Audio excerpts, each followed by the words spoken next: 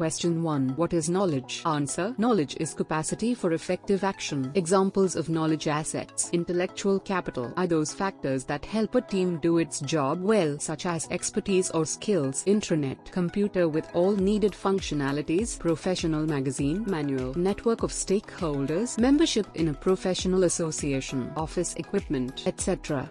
Question 2. What is the difference between information and knowledge? Answer. Information is know what while knowledge is know how. Information is what is while knowledge is what works. Information that helps perform an action better is knowledge. To a doctor, most of the contents of a typical daily newspaper is simply information interesting but not useful for effective action as a doctor. However, an article from a medical journal in her field of specialization that improves her ability to diagnose or detect a newly discovered disease is knowledge. If a knowledge worker answers yes to the question, does this help me do my job better? Then it is knowledge.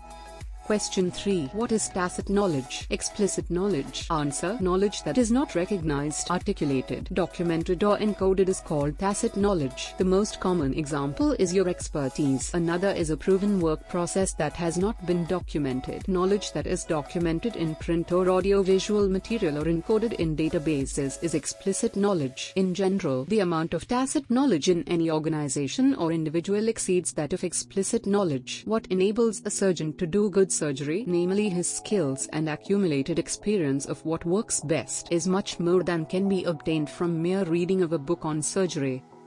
Question 4. What is knowledge management? Answer. Knowledge management is sourcing and deploying knowledge assets for better work performance. It includes providing the knowledge worker the right information she needs at the right time so that she can do her job well. A portal she can search with a search engine and a community of practitioners she can ask professional questions are examples of KM tools for this purpose. A community of practice is a formal or informal grouping among workers involved in the same profession or practice, through which members socialize and benefit from sharing/exchange of knowledge in the form of latest gadgets and findings, tricks of the trade, new tips about what works, etc.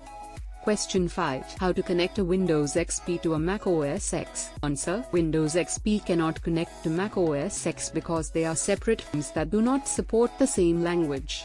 Instead, your computer has boot camp to separate the two platform systems. The computer must be booted each time you want to change platforms.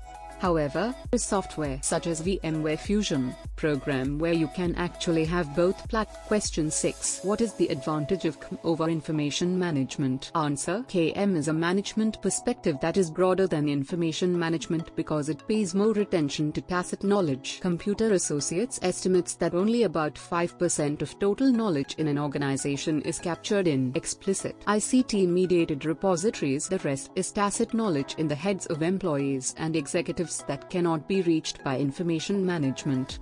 Question 7. How do we know we are doing good KM? Answer. If the result is greater efficiency, effectiveness and/or innovation, then you are doing good KM. Question 8. Who started KM? How did it evolve? Answer. KM started in the 1980s in US and Scandinavian countries where earliest KM practitioners noted that private companies' market value or capacity to generate income is increasingly due to their intangible intellectual capital, knowledge assets, more than their tangible assets, book value or net worth. Something is tangible if it is entered in the accounting system of an organization, or it is measured in money units and traded in the market. Among the earliest KM practitioners is Karl-Erik Feby from Sweden. At around the same time, organizational learning as a discipline started in New England in the US by people like Peter Senge and Chris Ajay. When personal computers appeared in the early 1980s, ICT as a tool of KM evolved rapidly. The people side of KM was recognized more through the work on tacit knowledge by Ikujiro Nonaka of Japan. The push towards KM gained momentum with the growing realization that knowledge is the most important factor for value creation in the global knowledge economy. 3/4 of gross world product is produced by intangible assets.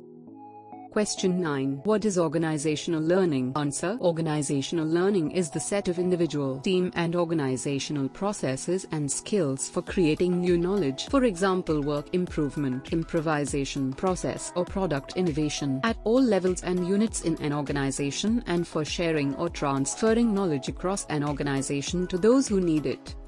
Question 10. Is KM suited for a particular type of organization? Answer: KM is suited more to organizations that rely or use knowledge resources heavily. As a general rule, organizations in the services sector, such as government, are more suited for KM, but any organization can strive to improve its learning and knowledge transfer processes. Learning process thrive better, as a general rule, in horizontal or egalitarian organizations such as NGO networks and professional associations than in vertical or authoritarian organizations such as ideological or religious organizations. However, the fact remains that practically all organizations use knowledge and use a mix of horizontal and vertical organizational configurations.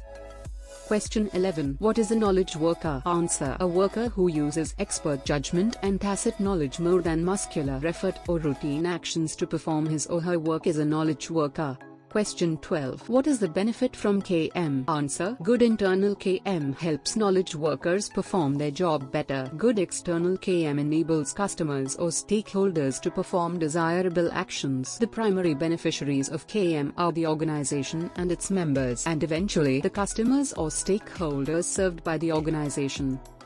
Question 13. How will KM improve work performance? Answer: one of the purposes of a KM assessment is to identify knowledge assets most needed by a division, office or work team that are short in availability and quality. Sourcing and promptly supplying the right knowledge assets would improve performance.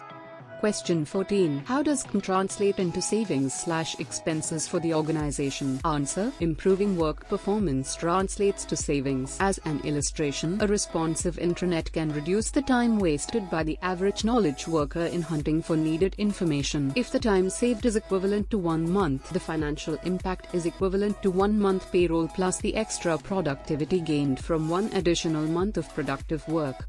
Question 15. How do you do KM? Answer: some organizations start with small KM initiatives with likely positive impacts based on other organizations' experiences. Thus, the most popular KM initiatives are exchange of best practices, setup of an intranet, and organizing a COP. Other organizations start systematically by conducting a KM audit or assessment as input to designing a KM system.